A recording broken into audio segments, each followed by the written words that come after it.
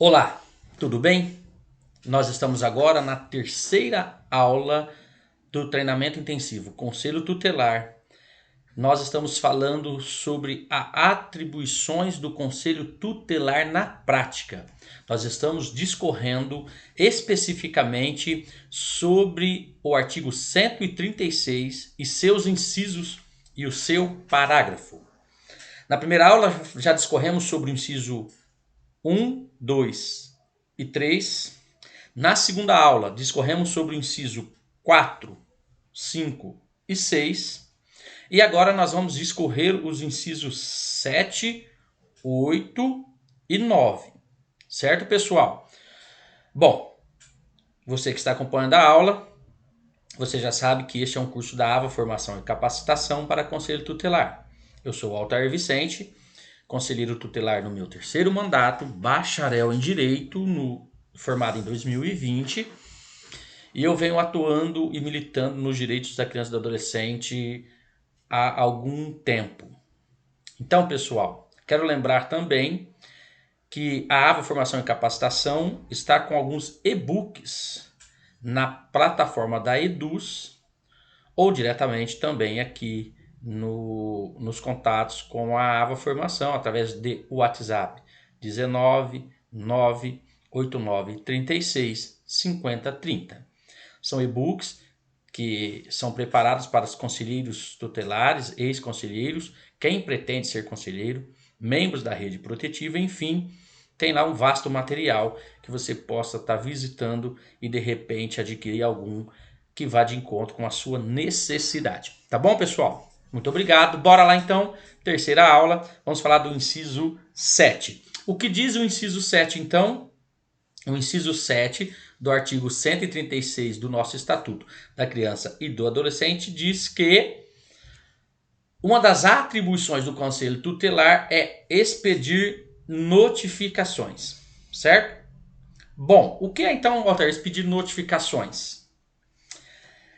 A presente atribuição, pessoal, você vai ver aí na tela, que eu escrevi aí já alguma frase para que vocês leiam. Diz o seguinte: a presente atribuição é análoga àquela prevista no artigo 201, inciso 5, 6, a linha A, primeira parte do ECA. Ou seja, faculta a convocação de pessoas para comparecerem ao órgão para serem ouvidas e prestarem os esclarecimentos que se fizerem necessários.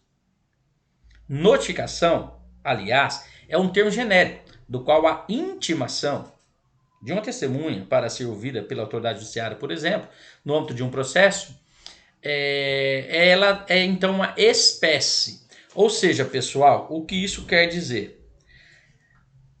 A maioria dos conselheiros tutelares, nós expedimos notificações convidando ou convocando o pai, a mãe, o responsável ou qualquer pessoa que seja que precisa ser ouvida na sede do Conselho Tutelar. Na verdade, há uma diferença entre notificação e convocação. Qual seja, a notificação, olha para você, vem de notícia, de noticiar. Então, na verdade, notificação significa quando eu emito uma notificação, por isso que diz que eu posso emitir notificações, expedir notificações. Por quê? Porque eu notifico você pai, você mãe, notifico você secretário de administração pública, enfim, não importa quem vai ser o sujeito que vai receber a notificação. Eu notifico ela que no Conselho Tutelar há um procedimento instaurado, aberto em favor de uma criança ou de um adolescente, da qual você faz parte. Ou seja, muito provavelmente porque você foi o denunciado. Você muito provavelmente segundo o comunicado ou as informações, o violador de um direito da criança ou do adolescente. Então você está sendo notificado que há um procedimento instaurado aonde o seu nome aparece, aonde você é parte, vamos assim dizer. Agora, convocação. Qual que é a diferença? Eu convoco você para uma reunião, eu convoco você para ser ouvido, eu convoco você para participar de um evento, enfim. Convocação, eu não convido, eu convoco. Porque a convocação decorre de uma autonomia que o órgão tem, certo? Então eu posso, no mesmo documento, expedir a notificação, dando ciência que há um procedimento aberto, né, onde você faz parte, e nesse mesmo documento eu já convocar você a comparecer na sede do Conselho Tutelar para poder prestar os esclarecimentos necessários, aquilo que você quiser trazer como informação da sua parte. Qual que é o segredo aí, pessoal? Qual é o detalhe aí? Sou obrigado aí? Em tese, não.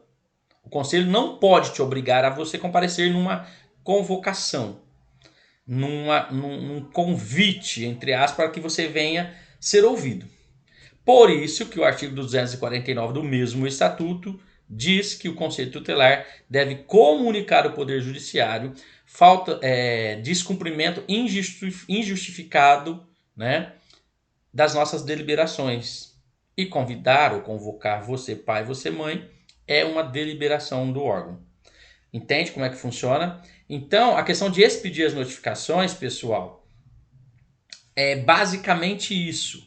É basicamente isso. Não tem muito o que discorrer em relação a isso, tá bom? É você dar ciência para alguém de que há um processo, né, judicial, que há um procedimento administrativo no conselho, onde essa pessoa, né, ela faz parte, o nome dela aparece, tá bom?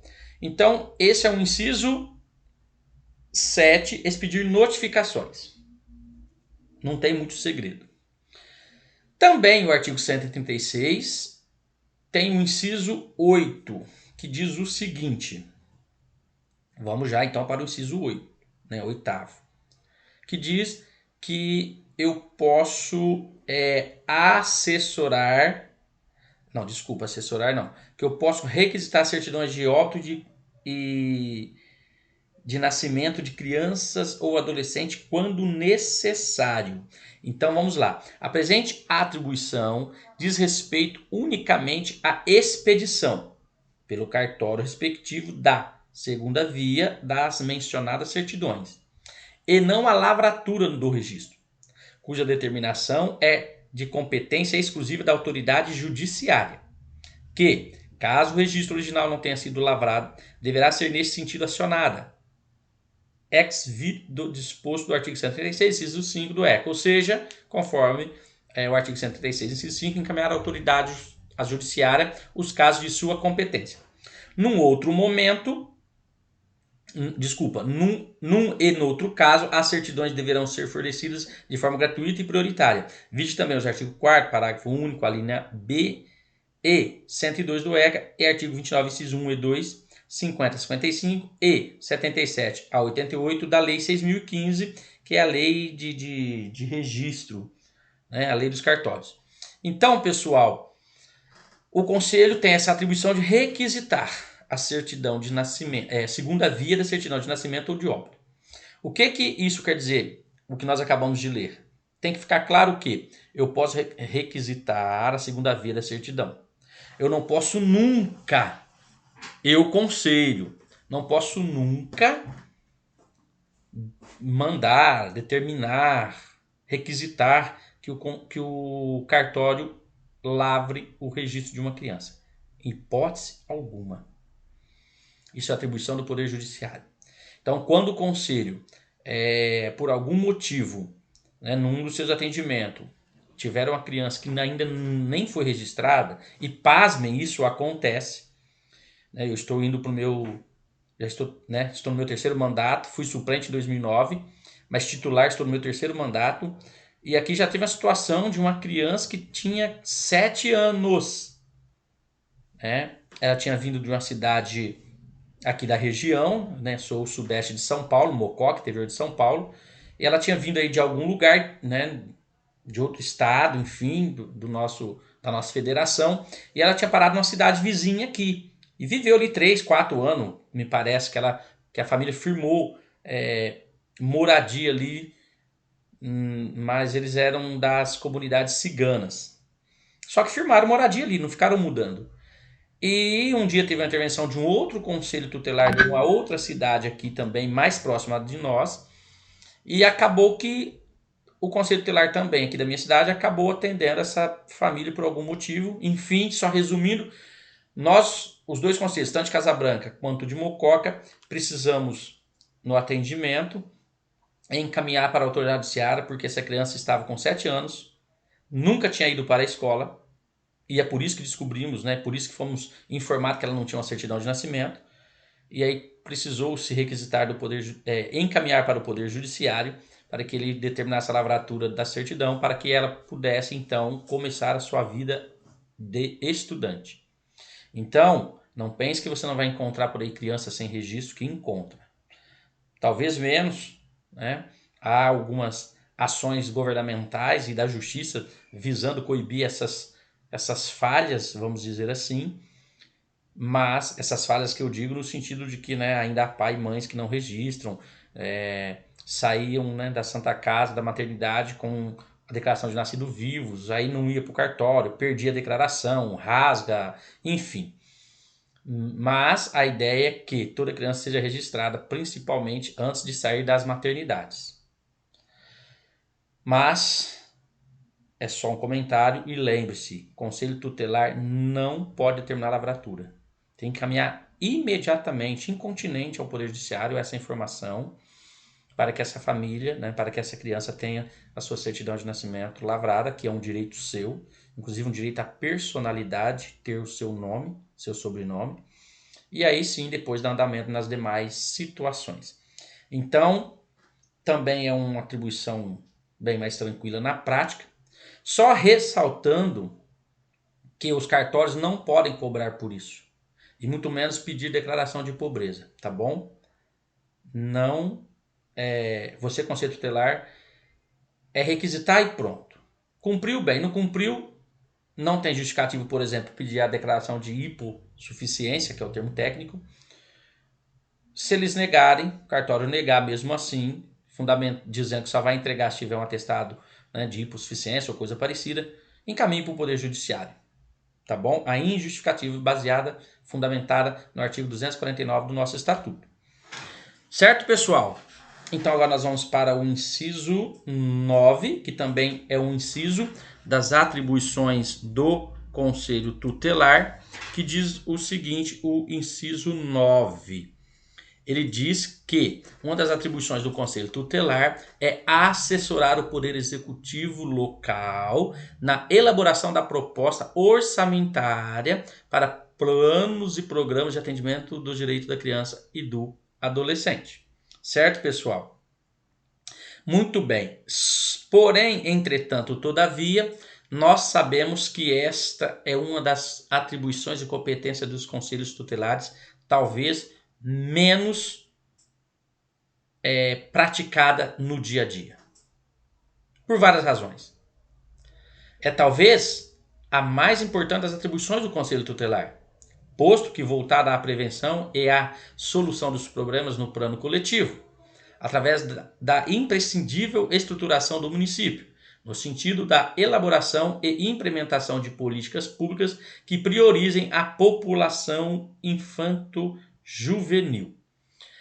Apesar de ser talvez uma das competências e atribuições mais importantes do órgão Conselho Tutelar, como nós acabamos de ver, pessoal, porém na prática ela é a menos exercitada por quase todos os conselheiros. Por várias razões, poderíamos descrever aqui, talvez, os atendimentos, a demanda do dia a dia, as reuniões, as audiências, enfim, né? Poderíamos ficar discorrendo aqui os motivos N motivos que poderia estar isso.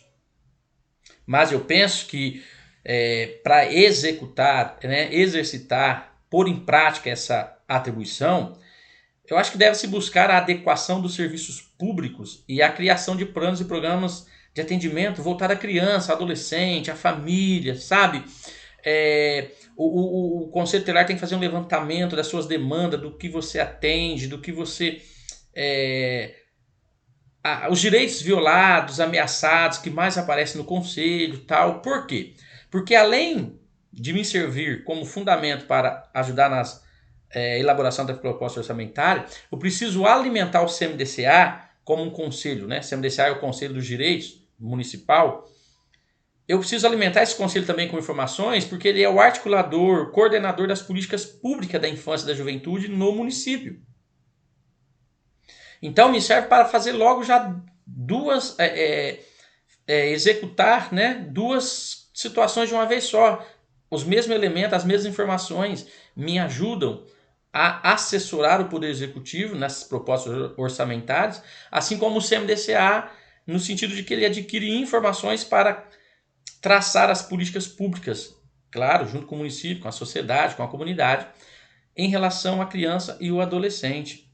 Então, o que acontece, pessoal? Cabe ao Conselho Tutelar, né, que talvez, como eu já disse, melhor do que qualquer outro órgão, ter a exata noção da realidade local, e, né, das demandas, de tudo isso que eu acabei de dizer.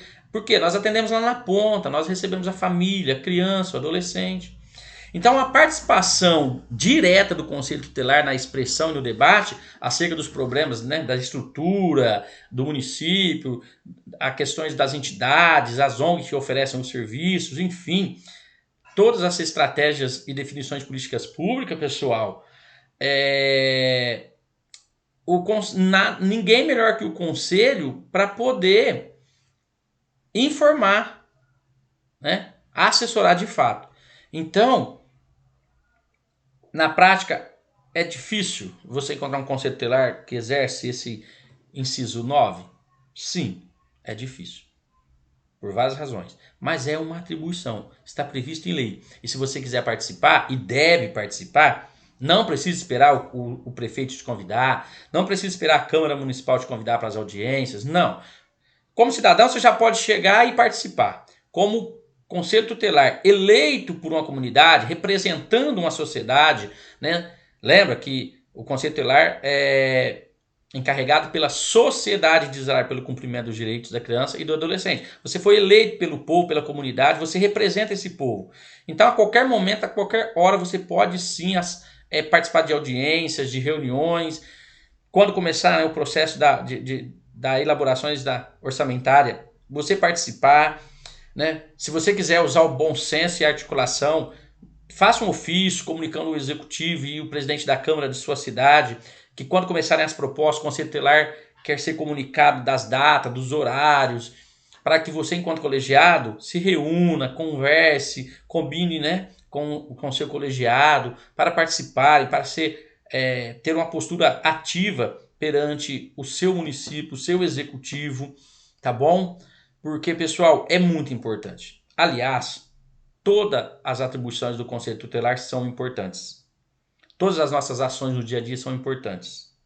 E zelar pelo direito não significa, inclusive, só ficar sentado numa mesa dentro de uma sala em uma sede, esperando a demanda espontânea ou esperando que as coisas venham acontecendo ali. Não só. Você também, quando participa da elaboração da proposta orçamentária, você está zelando por direitos. Quando você alimenta o CMDCA de informações para que ele, né, organize, coordena, define as políticas públicas, você está zelando por direito. Quando você vai para uma escola fazer uma palestra, quando você vai para um projeto participar de algum evento, pessoal, a prevenção, promoção e defesa dos direitos, tá bom? Então é isso. Pessoal, essa é a terceira aula. Nós falamos dos 3 incisos, né, que é o 6, inciso 7, 8 e 9. Discorremos aqui sobre a competência do Conselho Tutelar e o que deve fazer. Altair, e se o prefeito, alguém proibir o Conselho de entrar numa reunião ou numa audiência? Isso não existe. Se isso acontecer, se você não quiser um escândalo, você vai chegar na sua sede, documentar e mandar para o Ministério Público.